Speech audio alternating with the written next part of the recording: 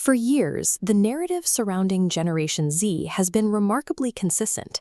They're framed as a unified, progressive front, a hyper-connected cohort marching toward a shared, liberal future. But the data suggests the generation is actually splitting. This chart tracks political identification in wealthy democracies since 2000. While young men have remained steady or moved slightly right, young women have shifted sharply to the left. These two lines continue to diverge, creating the largest ideological gender gap in modern polling history. This fragmentation appears across the globe. In India, a generation of digital natives is seeing a massive resurgence in rigid, ancient caste identities. Young voters are organizing online to reinforce these divisions, using modern connectivity to anchor themselves in traditional social hierarchies. Economically, millions are walking away from the standard corporate playbook. With the cost of university reaching historic highs, an increasing share of high school graduates are opting straight into skilled labor, trades, and heavy industry.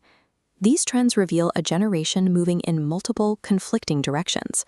The traditional roadmap for a successful adulthood is losing its authority, leaving millions of young people to build their own alternatives from the ground up. To find the trigger for this radicalization, we must look at the math Gen Z inherited. For the first time in the modern era, the cost of every major life milestone has outpaced the wages offered to reach them. The university system provides the clearest example of this disconnect. Since 2000, the cost of a 4-year public college degree has skyrocketed by 140%. Graduates are entering a cooling white-collar market with historic debt loads, while real wages for young earners have grown just under 12% over the same period. Homeownership shows a similar collapse. In 1960, the median home cost roughly 2 years of household income. By 2022, that ratio reached 5.6.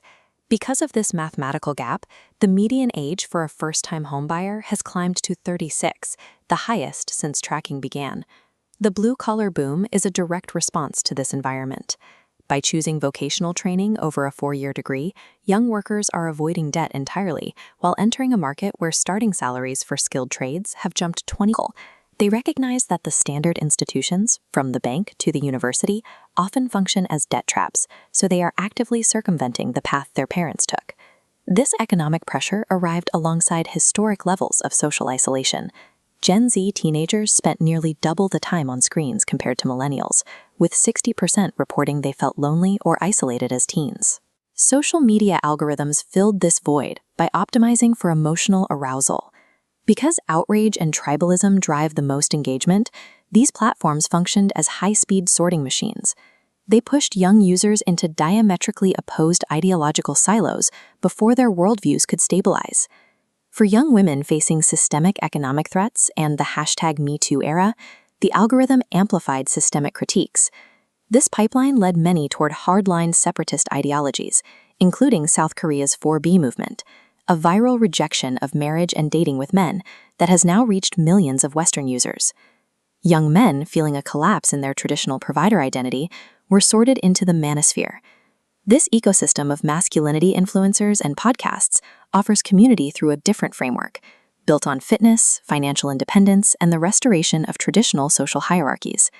The same algorithmic tribalism appears in India. When fierce competition for university seats meets a digital environment that rewards identity, the result is a resurgence in caste supremacy. Young Indians are using modern social media formats to revive and enforce social divisions that were previously beginning to fade.